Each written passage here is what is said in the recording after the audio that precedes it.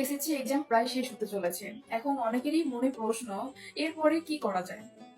এই সময়টা যদি সঠিকভাবে কাজে লাগাতে পারো, ভবিষ্যৎ অনেক উজ্জ্বল হতে পারে। আর ঠিক এখানে আসে এক দারুণ সুযোগের নাম, সেটা হচ্ছে ফ্রিল্যান্সিং। ফ্রিল্যান্সিং মানে কি? ফ্রিল্যান্সিং হলো এমন একটি কাজের ধরন যেখানে তুমি অফিসে না গিয়ে নিজের ঘরে বসে নিজের স্কিল ব্যবহার করে অনলাইনে আয় করতে পারো। এইখানে তুমি স্বাধীনভাবে কাজ করতে পারবে, নিজের সময়ের মতো ক্লায়েন্টের দেওয়া নির্দিষ্ট কাজ শেষ করে টাকা উপার্জন করতে পারবে।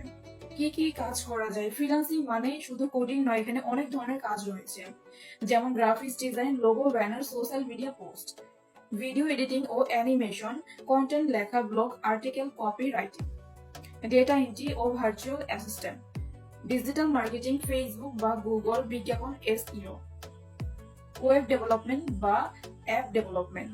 কোথায় কাজ করা যাইবেন পাওয়া যায়?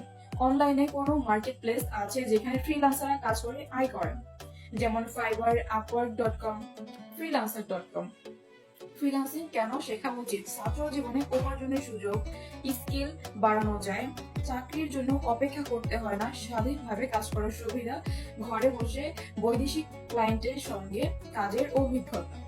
কোথা থেকে শুরু করব? নাম্বার 1, প্রথমে একটা স্কিল শেখো যেটা তোমার ভালো লাগে।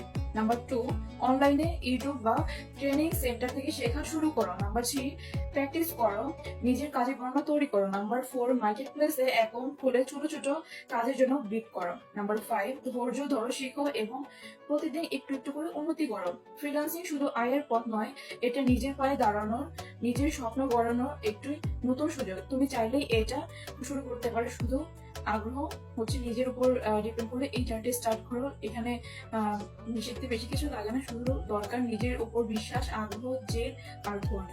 তাহলে তুমি এই সেক্টর থেকে অনেক ভালো কিছু করতে পারবে।